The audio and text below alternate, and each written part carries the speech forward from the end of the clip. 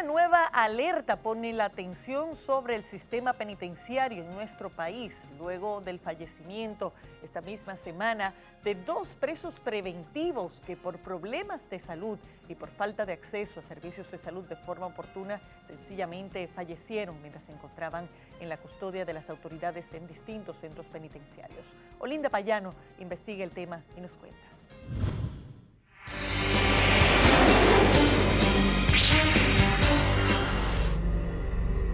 Constantes motines, incendios y sobrepoblación en las cárceles agudiza la crisis del sistema penitenciario dominicano.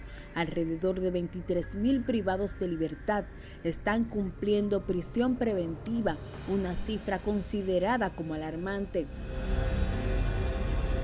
La situación del sistema carcelario se ha agravado y cada día más aumenta la desesperación en las cárceles. ¿En qué sentido ha aumentado el problema? Bueno, han habido casos como el de La Victoria con ese incendio, sabiendas de que ya habíamos tenido anteriormente situaciones aún más graves.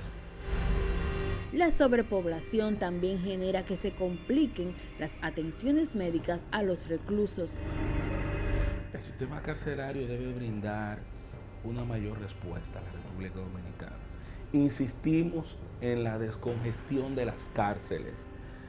El Estado en su política criminal en conjunto, jueces, fiscales, abogados, policías, todo el que está vinculado a este sistema, la Procuraduría, la Dirección General de Prisiones, debe trabajar para que haya una efectiva solución al problema carcelario.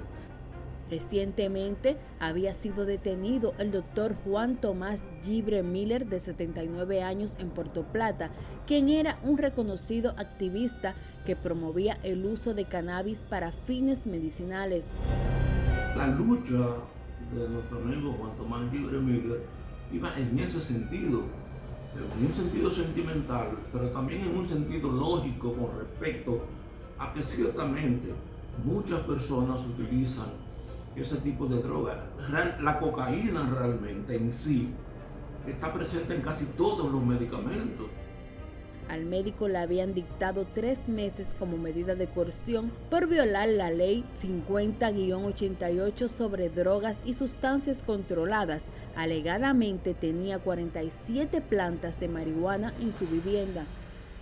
Él tenía una sustancia ilegal controlada en nuestro país, que está por la ley 50-8 controlada, pero teníamos que tener en cuenta, la justicia tenía que tener en cuenta, primero, la edad de ese señor, un señor de 79 años. Segundo, si en realidad él tenía eso para comercializar o para su uso privado. No como uso en fin de marihuana, sino como uso medicinal. Lamentablemente, aquí en Puerto Plata tenemos una situación con los presos preventivos, y es que el cuartelito de la Policía Nacional de Puerto Plata no tiene las condiciones para que una persona pueda ser llevada a ese recinto, porque es inhumano en las condiciones que tienen que estar ahí. Primero, un espacio muy pequeño y con poca ventilación. Posteriormente a su detención, el galeno presentó complicaciones de salud y tras ser atendido en un centro, falleció. Yo creo que hubo excesos en este sentido, y esos excesos en este caso terminaron de manera fatal. Terminaron la vida de una persona que quizás el único daño que pudo haber hecho haya sido hasta cierto punto desacatar las leyes dominicanas en el sentido de la siembra de ese tipo de vegetal, pero que no utilizaba eso de ninguna manera para su venta, sino solamente con sentido medicinal. Diversos amigos y abogados refieren que el doctor Gibre no comercializaba sustancias controladas, sino que se trataba de investigaciones médicas. Entienden que se debió optar por la prisión domiciliaria porque no presentaba peligro de fuga. Tratándose de que es una persona, primero por la edad, 79 años, y con suficiente arraigo para responder ante cualquier requerimiento de la justicia y para estar dentro del procedimiento y no evadir sus responsabilidades con el proceso judicial, porque tiene su casa en Puerto Plata, tenía bienes que perfectamente podían responder ante cualquier cosa, tenía los arraigos necesarios. Si investigaron y sabían que él estaba haciendo ese tipo de cultivo con fines medicinales, debió tomarse en cuenta que no era un infractor común, sino una persona que por desconocimiento cometió ese error. No se debió haberle impuesto medidas de coerción de prisión preventiva.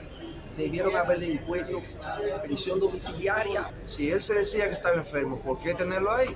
Si en otras ocasiones, por narcotráfico, no por una posesión, sino por narcotráfico, se le varían las medidas a muchísimas personas y personas jóvenes. Entonces, ¿por qué a este señor no se le aplicó una prisión domiciliaria o algo por el estilo, una garantía económica y a firmar los 15 y los 30?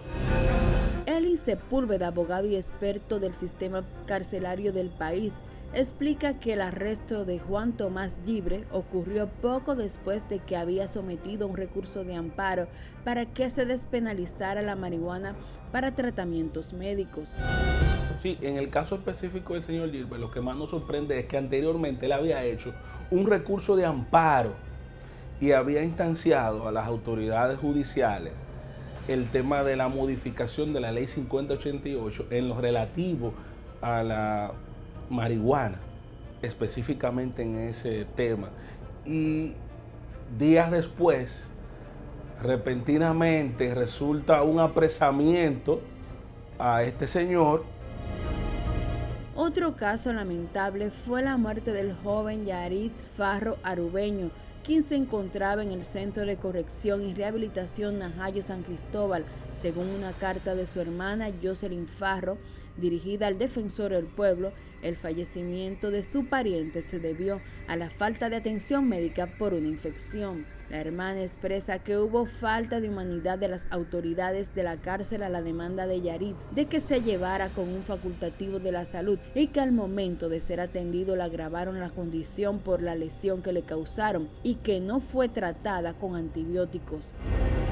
En el caso de Najayo y lo que pasó con ese joven, fue muy lamentable porque también, independientemente de que fuera un tema odontológico, ya habían antibióticos que había que indicarles, que fueron indicados más adelante y que no fueron utilizados. O sea, supuestamente es la información que dicen los familiares.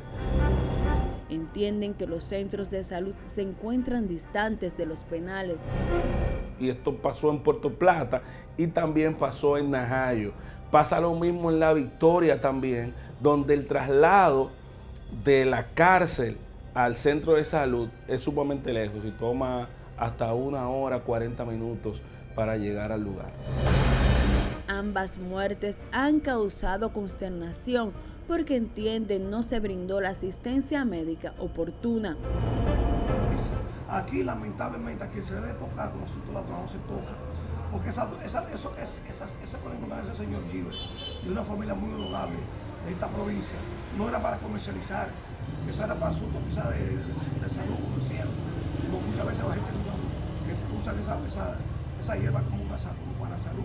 Entonces yo pienso que aquí con quien se debe tomar medidas no se toma. No importa el caso que haya cometido esa persona, que está privado de libertad, debe garantizarle el derecho a la salud del Estado. Está en la obligación de eso. La población carcelaria actualmente es preocupante debido al hacinamiento que existe en las prisiones del país. Algunos consideran que las constantes prisiones preventivas son la razón de que las cárceles estén hacinadas. Y esto provoca que los privados de libertad se encuentren en condiciones indignas en las que muchas veces pierden la vida, incluso sin haber recibido condena.